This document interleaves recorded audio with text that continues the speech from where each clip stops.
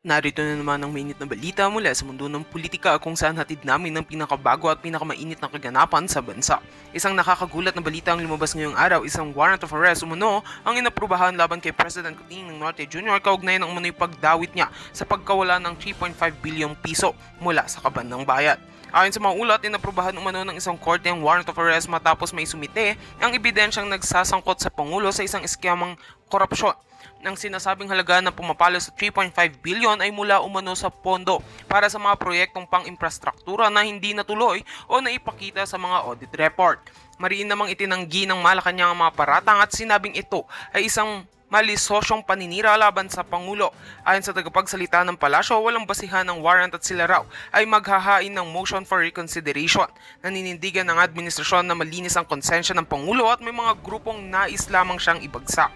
Samantala, hati ang opinyon ng publiko. May mga nananawagang panagutin ng sinumang nasa likod ng pagkawala ng pondo, habang ang iba naman ay naniniwalang ito ay bahagi ng politikal na sabwatan. Patuloy pa rin ang investigasyon at inaasahan ang mga susunod na pagdinig sa mga darating na araw. Abangan ang Balitang Bayan para sa karagdagang detalye habang patuloy naming tinututukan ng kontrobersiyang ito. At yan nga ang mga balitang ating pagkakatutukan, at kung bago ka pa lamang sa aking channel ay huwag kakalimutang mag-like, share and subscribe para updated ka sa aming mga bagong balita dito sa Tatak Pinas.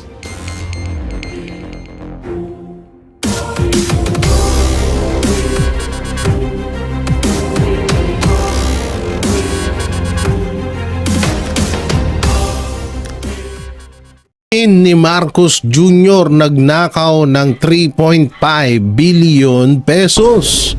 At ito, Amy Marcos may panibagong pambubudol na naman at dinidepensahan na naman ng kanyang kapatid mapatungkol sa impeachment laban kay Vice President Sara Duterte. Ito na naman nga tayo. Ito na naman tayo. Oo, tsaka ito, yung ehersito, JB Ehersito, binanatan na si Marcos Jr. Anak ng teteng na naman. But pumunta muna tayo doon kay Amy Marcos. Grabe, at pagkatapos ng pagpunta niya ng dahig, kesyo, geto, ganyan, ngayon, namubudol ka na naman. Sabi ko sa inyo hindi kami nagkamali sa mga sinabi namin na darating ang araw, na talagang ang kapatid ay kapatid. Talagang hindi mawawala yan. Talagang didepensahan at didepensahan yan ng kanyang kapatid na si Amy Marcos, ang kanyang kapatid na si Marcos Jr. Yan ang sinasabi namin sa inyo. Ang kulit nyo kasi. Yung mga naniniwala pa dyan kay Amy, aba naku po. Maggising-gising na kayo sa katotohanan, ha? Oo. Nabubudol na naman kayo. So eto na nga, may isang video dito na ipapanood ko sa inyo na talagang lantaran na pagnanakaw ng tsuhin ni Marcos Jr. No, talagang biruin mo 3.5 billion kung habulin nila yung 125 million kay Vice President Sara Duterte, pero bakit ito hinahayaan lang nila? Porket ba tito mo, ganun lang? At bago lahat mga banateros, may ipapakita na naman ako sa inyo mga picture. Eto, grabe na naman to, no? Etong mga picture na to, asan na yun ng picture? Oy. Tsaka yun pala, no? Yung litrato na tambak ang pera sa harapan ni Martin Romualdez. Pero dito muna tayo, yan o. Grabe na naman. Utang na naman. Nangutang muli ang Pilipinas sa pagkakataong ito mula sa France. Magkano to? 15 billion? O eto, umabot sa 25, ano ba to? Ano bang ganun yun? Hindi ko alam kasi kung dollar ba yun. Ano ba yan? Na 250 million o humigit, kumulang na 15.8 billion ang concessional loan na nakuha ng gobyerno para sa mga programang kaugnay ng climate action ayon sa Department of Finance pala. France to. Department of Finance.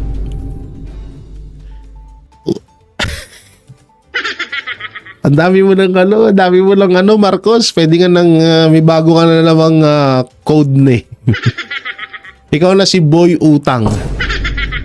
Grabe. Saan gagamitin to? Saan gagamitin tong ano na to? Etong 15.8 billion.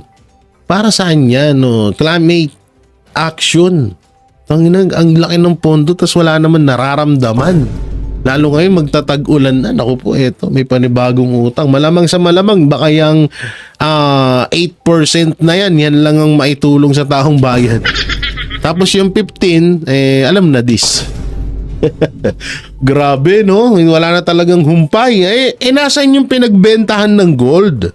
Yun yung tanong dyan, nasa yung pinagbentahan ng gold? Ba't tayo utang ng utang? Dahil laki-laki ng pinagbentahan ng gold, saan napunta yun? Hindi naman halos na napapakinabaan, hindi nga halos naramdaman ng taong bayan yun. Grabe, no? Boy utang talaga. Lupit mo, Marcos. Samantalang, nandito pa ang isa pa. Yan, oh. Si John Beck Remulla. Oh, she's bulldog, a pitbull. Everyone should be afraid when you tell General Torre to attack. He attacked. Maganda. Kung may Bato de la Rosa, may Bulldog Torre. Oo, ang lupit, no? Oo, siya.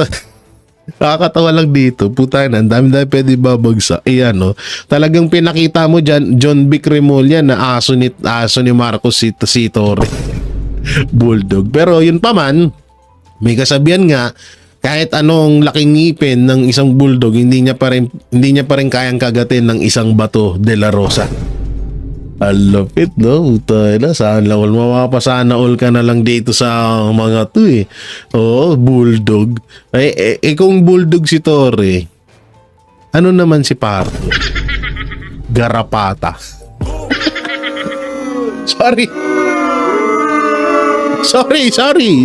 Sorry na, joke lang. Si John Vic, ano kaya ni Marco si John Vic? Askal. Yung kuya niya, ano naman siya ni Marcos? Askal. Chihuahua. Ay, naku mo, grabe, no? Yan yung mga ano natin. Samantalang, mapunta mo tayo dito sa pag supalpal ni Ejercito, ni JB Ejercito. Dito, dismayado siya sa hindi pagpapatuloy ng mga railway at mga build project ni Pangulong Duterte na hindi itinutuloy ni Marcos Jr. ngayon. So panoorin po natin. Dismayado si Senador JV Ejercito sa pagkakabimbin ng mga malalaking railway project sa ilalim ng Administrasyong Marcos na anya'y nagpapabagal sa pagsulong ng bansa at pagsasakatuparan ng mga proyektong nasimulan sa Build program ni dating Pangulong Rodrigo Duterte. Narito ang balita. Ayon kay Senador JV Ejercito, tila nabalam at napabayaan ang mga malalaking infrastructure project na isinusulong sa ilalim ng Build program ng Administrasyong Duterte. Partikular na ang South Long Haul Railway patungong Bicol at ang Mindanao Railway System. Sa isang press briefing, sinabi niya na kung mabibigyan ng pagkakataon ay papaabot niya mismo kay Pangulong Ferdinand Marcos Jr. ang kanyang pagkadismaya sa usad pagong na implementasyon ng mga proyektong ito. Naku, kahit naman malaman, posible naman tanga ba siya? Hindi niya alam yan. Kahit hindi niyo na ipabot sa kanya yan, alam niya yan, sadyang nagtatanga-tangahan lang siya. I'm hoping that itong last 3 years, ang daming political noise, ang daming ganap ngayon, but doon ako for frustrate kasi we have a lot of catching up to do. Ang dami nating problema, ang dami nating kailangan gawin para makahabol sa ating mga Asian neighbors, para maging attractive. Aniya mahalaga hindi lamang sa konektibidad, kundi bilang pundasyon para sa paglikha ng trabaho at mas maraming oportunidad ang mga proyekto gaya ng North-South Commuter Railway o NSCR, Metro Manila Subway, Mindanao Railway at PNR South Long Haul. Kaya po nung nasil po yung NSCR and the Metro Manila Subway with Japan, lagi po ako nakasama doon and I was a witness. Na-excite po ako kasi ito na yung di ba? At least mangyayari na. On the hindsight, 1998 pa, panahon pa ng President Erap, North Rail, South Rail, we lost already almost 30 years. Sabi ng senador, sa unang taon ng Administrasyong Marcos ay umaasa siyang ipagpapatuloy ang momentum na nasimulan sa ilalim ng slogang Build Better More. Actually, nasiro yan sa budget na nga for last year. Coming from the House, wala na ho zero budget. Nilagyan ho ng Senado yan ng at least 200 million each for the Project Management Office to continue na at least magtuloy-tuloy yung monitoring, yung No, asan ngayon? studies, yung monitoring ng right of ways na kung may sakaling meron ng entity na mag-take over, ready na tayo. Giit niya ang mga gitong proyekto ang tunay na long-term investment ng bansa. Bukod sa infrastruktura, nagpahayag din si Ehersito ng paghihinayang sa maagang bangayan sa administrasyon. Ang aga ng bangayan, no, sa administrasyon na ito, 1.5 years, 2 years, nagsimula na ang bangayan.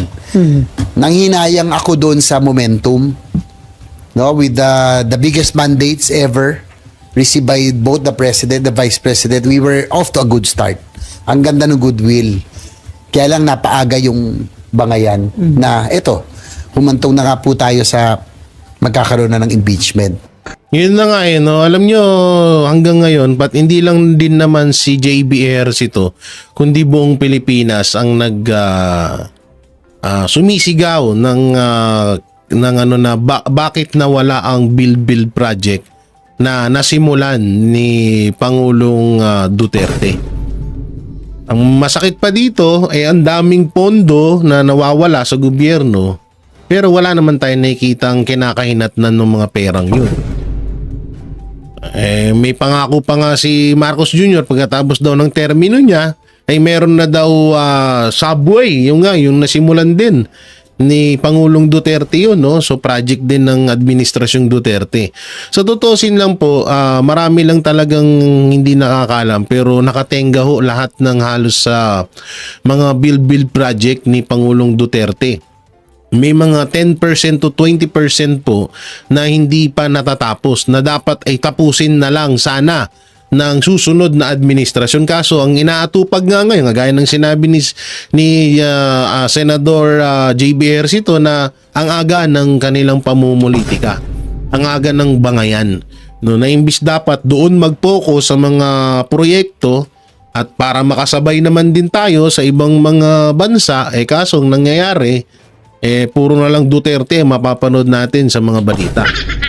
Kesyo Duterte, mamamatay tao, Duterte, drug lord, Duterte, masamang tao, pero yung mga proyekto na dapat ay yun ang nalalaman ng taong bayan kung kamusta na yun, wala man lang silang update. Kasi nga, paano magkakaroon ng update, wala naman nagagawa. So, wala talaga. No? So, JBRs ito, mga ilang araw may kaso ka na din. Baka ikaw yung sunod na ma-impeach. dahil diyan sa sinabi mo, no, na parang dismayado ka sa administrasyong Marcos. Sa huli, nananawagan si Ejercito na sana'y matapos na agad ang issue ng impeachment para naman muling matutukan ang mga totoong problema ng bansa. Ang worry ko rito, yung sabi ko nga, Vietnam is already leaving us. Nakalamang na sila no, they're doing all the right things. Hindi lang habang sa tayo Vietnam nakastagnate. Hindi lang sa hindi lang sa Vietnam kundi sa Africa, wala na, nalamangan na tayo. Sobrang sobrang napag-iwanan na talaga ang Pilipinas.